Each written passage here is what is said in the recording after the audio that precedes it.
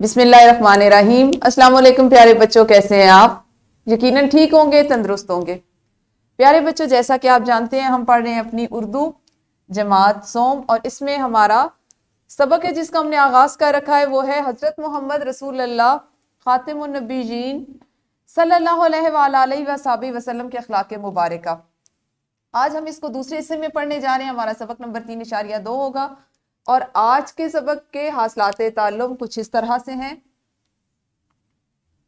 वाहिद और जमा का फर्क जुमलों में वाज़े कर सकें, और आज ही आप सीखेंगे मानी के लिहाज से मुतज़ाद अल्फाज को समझकर इस्तेमाल कर सकें। प्यारे बच्चों, हमारे सबक का इस्लामी नुक्ता नज़र कुछ इस तरह से है। आकाए तो जहां हजरत मोहम्मद मुस्तफ़ा सल्लल्लाहु अलैहि वसल्लम ने इरशाद फरमाया, सब लोगों में मुझे वो शख्स ज्यादा पसंद है जो तुम में सबसे ज्यादा खुश मिजाज है। आप जानते होंगे कि हमारे नबी अकरम सल्लल्लाहु अलैहि वसल्लम जो हैं, उनकी शख्सियत का एक खासा ये था कि आप सल्लल्लाहु अलैहि वसल्लम बहुत खुश इखलाक थे। आपका इखलाक जो था वो दूसरों के लिए एक मिसाल था। आप कभी भी किसी से सख्ती से, गुस्से से या लहजे की शिद्दत से बात नहीं करते थे। तो आप सल्लल्लाहु अलैहि वसल्लम ने यही हमारे लिए भी फरमाया कि सब लोगों में से आप सल्लल्लाहु अलैहि वसल्लम को वो शख्स सबसे ज्यादा पसंद है जिसका मिजाज बहुत अच्छा हो, जो खुश मिजाज हो।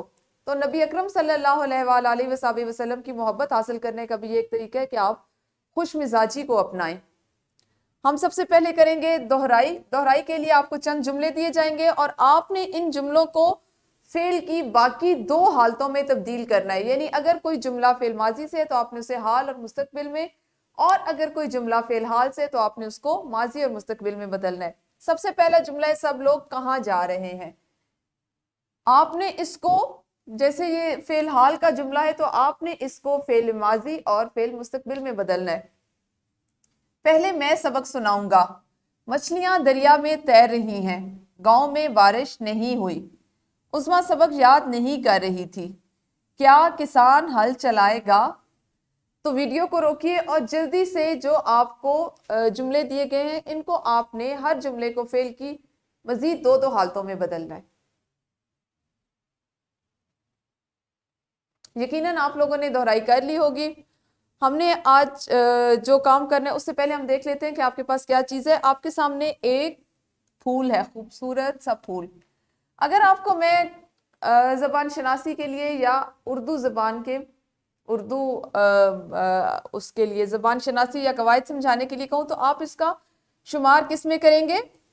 वाहिद में, क्योंकि ये अकेला है, ये एक है। और जहां पे भी हम ज़बान शनासी में एक चीज़ की बात कर रहे हैं तो उसके लिए हम वाहिद का सीगा इस्तेमाल करते हैं, और जब वो चीज़ तादाद में एक से ज़्यादा हो जाए तो उसको हम जमा कहते हैं। ये ऐसी चीज़ है जिसको हम मुख्तलिफ कायदों के साथ, मुख्तलिफ तरीकों के साथ अपनी पिछली जमात में पढ़ चुके हैं, बल्कि जमात अव्वल में भी पढ़ चुके हैं। इसी तरह से आपके सामने एक और चीज़ है, ये एक पत्थर है। अब अगर आप इसको साख्त के एतबार से, इसकी बनावट के एतबार से देखें, या आपसे मैं ये कहूँ कि इस पत्थर को देखते ही आपके जहन में इसकी पहचान क्या आती है, तो वो इसकी सख्ती है। पत्थर की सख्ती, पत्थर का सख्त होना उसकी पहचान है। और अगर मैं उसके साथ ही इस रेशम के एक, ये जो फूल है इसको कहूँ, ये रेशम का एक गाला सा है, इसको कहूँ तो इसको देख के आपके जहन में जो ख्याल आता है, जो लफ्ज आता है वो क्या है? नर्म। यानी एक चीज, उसकी पहचान, उसकी शनाख्त, उसकी सख्ती है, और एक चीज ऐसी है जिसकी पहचान या जिसकी शनाख्त या उसकी खूबी या उसकी खसूसियत जो है वो उसका नर्म होना है। तो ये इनको देखने से, इन तस्वीरों को देखने से, इनका नाम सोचने से, जैसे अगर मैं तस्वीर ना कहूँ, ना दिखाऊं और मैं यहाँ पे लिखूं आपको पत्थर, तो पत्थर से आपके ज़हन में जो सबसे पहला पत्थर का ख्याल आएगा या उसके लिए जो चीज़ आएगी वो उसकी सख्ती होगी। और अगर मैं आपसे कहूँ कपास या रेशम, कपास का ये गोला, तो इससे आपको इसकी नरमी आएगी। तो आपको किसी भी चीज़ के उसकी जो पहचान होती है उससे आप उसके मुतज़ाद अल्फाज को समझ सकते हैं। जैसे एक चीज़ सख्त है तो उसके साथ, सख्त के साथ क्या होता है? नर्म।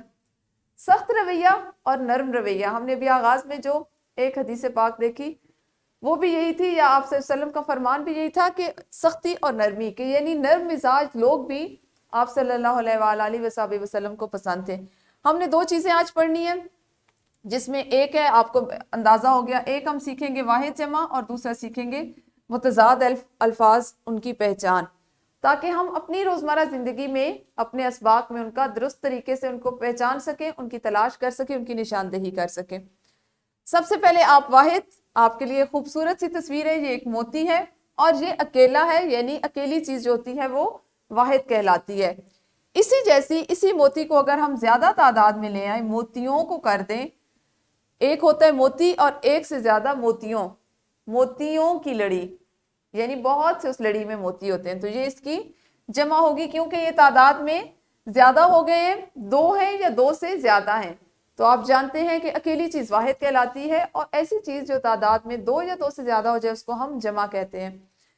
اب آپ نے اسی کو ذہن میں رکھتے ہوئے کہ انفرادی سرگرمی کرنی ہے، آپ کو میں ایک نظم بتاتی ہوں، اس نظم میں سے آپ نے 7 واحد یا جمع کے الفاظ ڈھونڈنے ہیں۔ اگر آپ نظم میں سے واحد کا لفظ تلاش کریں گے تو آپ نے اس کی حالت بدل کر اس کو جمع میں لکھنا ہے، اور اگر آپ کسی ایسے لفظ کی نشاندہی کرتے ہیں جو جمع میں ہے تو آپ نے اس کا واحد بھی لکھنا ہے۔ نظم آپ کے سامنے میں یہ آپ کو دکھا رہی ہوں، آپ کی معلمہ ابھی آپ کو سکرین پر بھی یہ نظم دکھائیں گی۔ آپ نے اس نظم میں سے 7 واحد یا جمع کے الفاظ تلاش کرنے اور ان کو جس حالت میں اس سے بدل کر، اگر واحد ہے تو جمع اور جمع ہے تو واحد میں بدلنے۔ تو ویڈیو کو روکیے اور اس سرگرمی کو کیجیے۔ یقیناً آپ لوگوں نے اس نظم میں سے واحد اور جمع تلاش کر لیے ہوں گے۔ اب آپ کریں گے ایک گروہی سرگرمی۔ گروہی سرگرمی کچھ اس طرح سے ہے کہ آپ کی معلمہ آپ کو آپ کی پوری جماعت کو 2 حصوں میں تقسیم کریں گی۔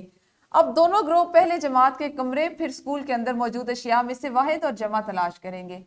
جو گروہ سب سے زیادہ اشیاء ڈھونڈے اس کے لیے تالیاں بجائی جائیں گی۔ آپ نے گروہ کی صورت میں ایک سرگرمی کو کرنا ہے۔ پہلے آپ جماعت میں سے تلاش کریں کہ کون سی چیزیں ایسی ہیں کہ جو واحد ہے اور جو جمع ہے، پھر اس کے بعد آپ کی معلمہ آپ کو اسکول کا ایک ایک حصہ مختص کر دیں گی، آپ نے وہاں جانا ہے اور وہاں سے تلاش کرنا ہے کہ کتنی چیزیں جو ہے، آپ بہتر ہے ایک فہرست بناتے جائیں کہ کون سی چیز واحد میں آ رہی ہے اور کون سی چیز جمع میں آ رہی ہے۔ اس ویڈیو کو یہیں پہ روکیں اور اس گروہی سرگرمی کو کریں۔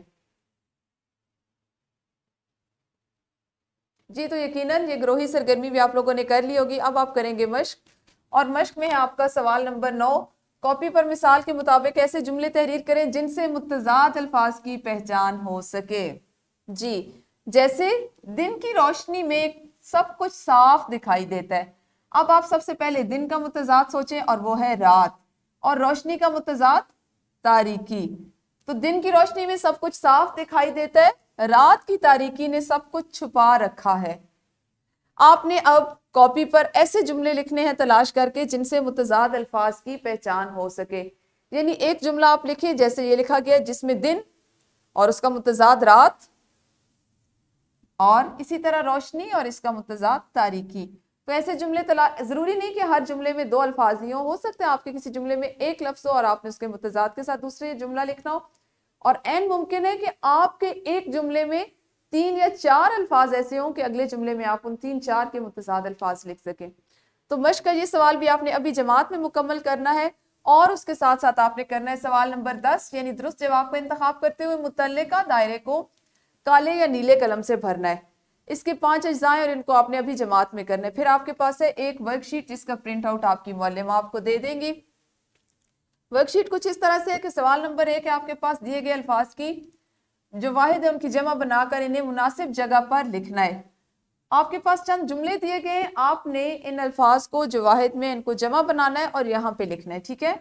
سوال نمبر 2 ہے کہ قواعد کو مد نظر رکھتے ہوئے دیے گئے الفاظ کی جمع بنانی ہے، اور آپ کے پاس اس کے علاوہ ہے گھر کا کام۔ اب اگر آپ کے پاس مناسب وقت ہو تو آپ اس ورک شیٹ کو جماعت میں کر سکتے ہیں، ورنہ اس کو آپ اپنے گھر کے کام میں شامل کر لیجئے۔ اور مزید آپ گھر سے جو آج کام کر کے لائیں گے وہ ہے سوال نمبر 11 کہ سبق میں موجود واحد اور جمع کے الفاظ چن کر کاپی پر الگ الگ تحریر کریں۔ تو یہاں پہ آپ نے کیا کرنا ہے، چونکہ ابھی ہم نے اپنے تیسرے سبق کا جو حصہ نثر سے لیا گیا اس کا باقاعدہ آغاز نہیں کیا، ہم نے بھی اس کو باقاعدہ طور پر جماعت میں اس کے متن کو پڑھنا نہیں شروع کیا، تو آپ آج گھر جا کر اس سوال کے لیے اس کو مکمل کرنے کے لیے سبق کو بھی پڑھیں گے۔ اپنی پینسل اپنے ہاتھ میں رکھیے گا اور ایسے تمام الفاظ جو واحد یا جمع کے لیے استعمال ہو رہے ہیں ان کے نیچے لکیر لگاتے جائیں اور بعد میں ان الفاظ کو اپنی کاپی پر لکھ کر اس سوال میں دی گئی ہدایت کے مطابق مکمل کیجیے گا۔ یوں جب ہم باقاعدہ کلاس میں سبق کا آغاز کریں گے، اس کو پڑھنا شروع کریں گے، تو آپ ذہنی طور پر تیار ہوں گے کہ اس سبق کا متن کیا ہے، اس میں کیا چیزیں پوچھی گئی ہیں، کیا چیزیں بتائی گئی ہیں، اور آپ کو کن الفاظ کو پڑھنے میں دقت ہوئی، کن معلومات کو سمجھنے میں دقت ہوئی، تو آپ بر وقت اپنی معلمہ سے اس کے بارے میں پوچھ سکیں گے۔ ہمارا آج کا سبق اتنا ہی تھا، کل انشاءاللہ اسی سبق کے اگلے حصے کے ساتھ ملیں گے۔ اس وقت تک اپنا خیال رکھیے، اللہ حافظ، شکریہ۔